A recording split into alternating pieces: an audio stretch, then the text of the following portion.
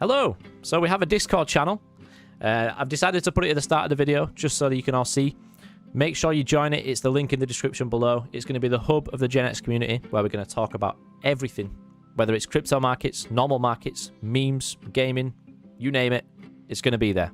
Welcome to GenX's new crypto news series. Each week I'm going to be talking about large events that have happened in crypto. What a week to start it off. We've had so many things happening over the course of just the weekend that have just been, and also during the few days at the start of the week as well. We've had huge pullbacks from both Bitcoin and Ethereum, and also the S&P 500 pulling back as well. So the whole market, in terms of crypto and traditional, is looking a little bit unsteady. So we're going to talk about all that today. We've had Celsius actually suspending all of its withdrawals as well. Binance suspended Bitcoin withdrawals for a while. And the Ethereum difficulty bomb has also been pushed back as well. So all of this is going to be mentioned today and more. So sit back, relax, and enjoy. It's quite hard to actually pick a story to begin with, but we're going to go with Celsius. They announced on Twitter that they're actually suspending all of its withdrawals for all its users, and they linked a Medium article on Twitter sort of explaining the situation. In their article, they said that due to extreme market conditions today, we're announcing that Celsius is pausing all of its withdrawals, swap and transfers between accounts. We're taking this action today to put Celsius in a better position to honor over time its withdrawal obligations. But before we go any further, let's quickly talk about what Celsius is. Celsius is a DeFi lending platform where anyone can lend and borrow money, and they can use their crypto holdings to collateralize against it. When it comes to borrowing money through this platform, you have to over-collateralize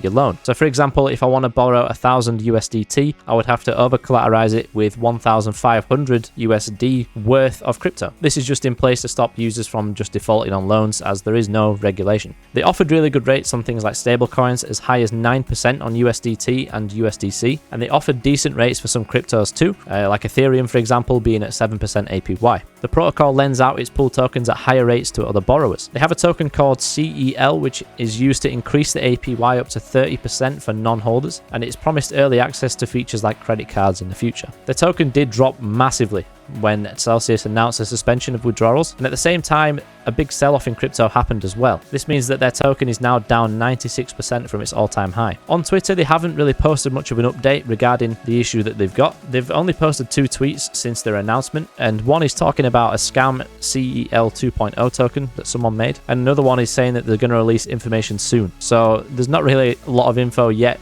regarding their sort of status with withdrawals. And just when you think things couldn't really get any worse, Binance then announced that they were suspending some Bitcoin withdrawals due to a batch of Bitcoin transactions that caused a backlog of Bitcoin network withdrawals.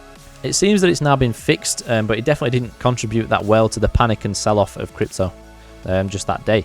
They did post an article explaining what had happened, so I'll leave that in a link in the description below. Also recently, Ethereum had completed the merge upgrade on their Ropsten testnet. This basically turns its blockchain to proof of stake instead of the proof of work consensus. I did a video about the Ethereum 2.0 merge, so I would recommend that you check it out. I'll leave a link to the description in it below, and it's also going to be around here somewhere. So Ethereum is currently supported by validators, or miners, and they use remote computers to solve complex math problems in order to record and verify transactions on the blockchain, just like on the Bitcoin blockchain. Following the merge, validators will instead stake coins to confirm transactions instead of doing the whole proof of work system. And the difficulty bomb is there to ensure that validators will comply to it. The idea of a testnet is basically to deploy updates on there just to iron out any bugs before an official release is done. It's identical to the mainnet, but any changes that do get made on the testnet don't apply to the mainnet. That's sort of a separate implementation. Once the merge has actually been completed on the mainnet, a difficulty bomb was going to be placed in to force validators to move over to the proof of stake consensus. However, a number of bugs were spotted during the merge on the testnet, so the developers then chose to delay the difficulty bomb until those bugs were fixed. It's currently aimed at around 2 months delay, and for the upgrade to go live in late June. They've said the merge will happen around mid-August if everything works and goes to plan, but with the difficulty bomb not quite going as planned, they might end up pushing that back. And just as I was writing the video and shooting the video, some big news came out about Coinbase actually laying off some of the staff. And now, as I've done a bit more research into it, there's been quite a few companies that have done that, so I'm going to list them now. So we've had Blockfi that have laid off 20% of its staff, we've had Crypto.com that's laid off 5% of the staff, and today we've had Coinbase announce 18% of its staff are going to be cut. So the Coinbase CEO actually announced that the company had grown way too fast, and it made the company a lot less efficient having all those extra people. I think personally there's just a lot of fear, and especially when you've got companies that are this large, they're going to get quite scared in terms of just being just knowing whether they're going to be able to pay all these people. Because when you grow and you hire so many people during a bull market, you don't really know what's going to happen during a bear market and how far things can actually go. So unfortunately, these things are just going to happen. But not all of it seems dark, as Binance has actually announced that they're going to be hiring people during the crypto winter. Binance's CEO, known as CZ on Twitter, said that this crypto winter is the best time to be hiring and to also strategize for future plans. Yeah, really interesting sort of take from Binance when you're seeing all these other companies that are laying people off. Binance are saying, yeah, we're hiring people. A bold move, I would say. Yeah, there's so much news that's happened over the past days, and I'm expecting to see a lot more over the coming weeks.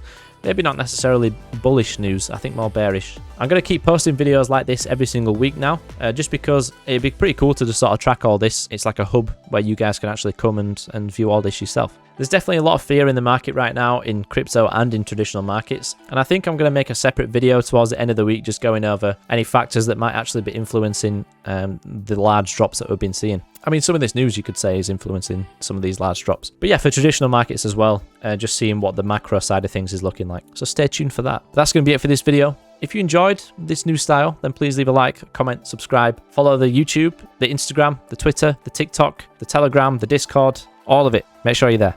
Yeah, that's going to be everything. I hope you enjoyed, and I'll see you in the next video. Goodbye.